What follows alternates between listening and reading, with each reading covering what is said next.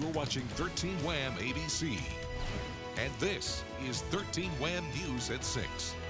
We continue to follow the breaking news of this day. A wind gust measured at 81 miles per hour today. This windstorm has brought down trees, knocked over semis, and as you see there, toppled power lines. Good evening. Hurricane-force winds causing significant damage across the area. A state of emergency now in effect for the town of Greece. The winds are the likely culprit in a train derailment in Batavia. And now more than 120,000 utility customers across the region are without power. A serious situation that's not over yet. Glenn Johnson here now to tell us how much longer we can expect these high winds to last. Glenn? Yeah, Doug, you know, these winds were, well, the last time we had this kind of strong wind, you got to go back almost 20 years in Rochester. I just wanted to show you a sampling of some of the damage reports that we have across western New York here and go in for a closer look through Monroe County. And you can see this is very widespread across western New York. We mentioned Greece among the worst hit areas today. We have images from Arcadia High School where there is some damage to the roof there. And we're going to head over to 13 Wham's Jim Madalinsky near the intersection of Latta and Long Pond Road, where several utility poles are down in the road. Jim? Doug, I know Glenn said this is about to start ratcheting down, but we've had some of the strongest gusts we've had in the time we've been out here just in the last 5 minutes or so, really kind of pushing us around here.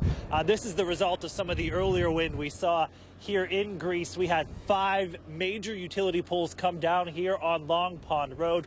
This stretch between Latta and Northwood Drive is closed off as we speak. And as you can see, there are no crews here working because it's still not safe for crews to be out working to repair any of this damage. So all right, Jim, thanks so much. We mentioned the Greece Arcadia damage. The district now saying it might be till 7:30 tonight before they have an answer about when that school is going to be ready to accept students again. Cheryl Denolfo, by the way, the county executive, about to give an update as well. We'll take that live in just a few minutes. Some of the first reports of damage came from Brighton, where more than a dozen utility poles came down. Carlette Clare live now from Winton Road tonight. Carlette? Doug, actually RG&E crews just arrived on scene to assess the damage here, but I want to show you some of that damage. We actually have a transformer that is lying in the road, and what's left of the attached pole is rocking against electrical wires that RG&E tells me are live and active. Today's high gust winds snapped about a dozen utility poles here on Winton Road in half, causing them to topple over into the street. Electrical wires exposed, many of them dangling and swinging in the balance. Sometimes parts of those wires were sparking and popping off, neighbors were telling me. The wires also blocked several entrances to businesses along this stretch, making it difficult for them to get in and out of work. It also made it hard for school buses to drop kids off at the Winton Village apartment complex just down the road.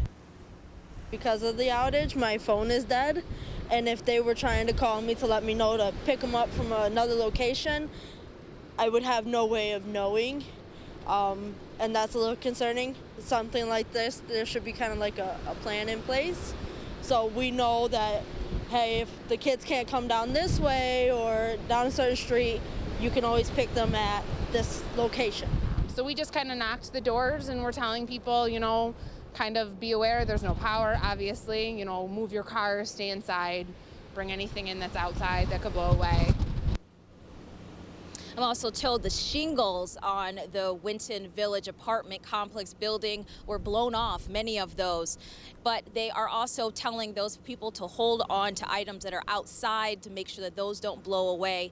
At this time, Winton Road remains closed between Jefferson Road and Brighton Henrietta Town Line Road. Right. Live in Brighton, Carlette Clare, 13 Wham News. All right, and you are, I know viewers are going to wonder, a safe distance from those live wires that you can see in the background there. Obviously, you don't go anywhere near those.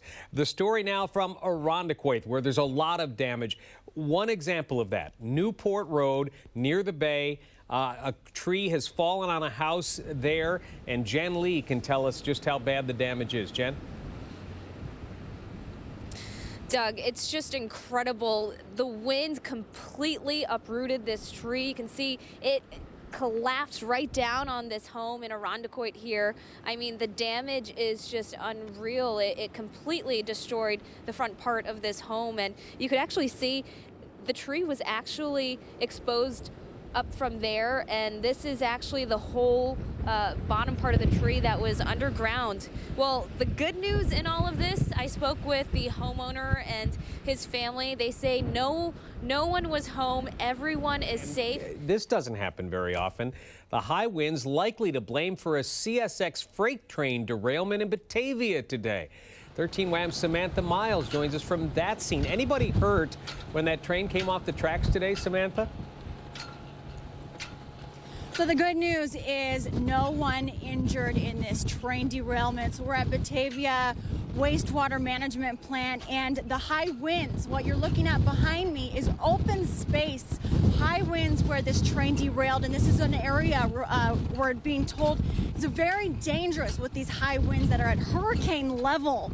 The Genesee Sheriff's Office is reporting that this train going from Chicago to Montreal, Quebec, it was going about 55 miles an hour when the cars tipped and the train went into lockdown. CSX is investigating this as wind as a factor, and the sheriff is calling this wind fierce out here.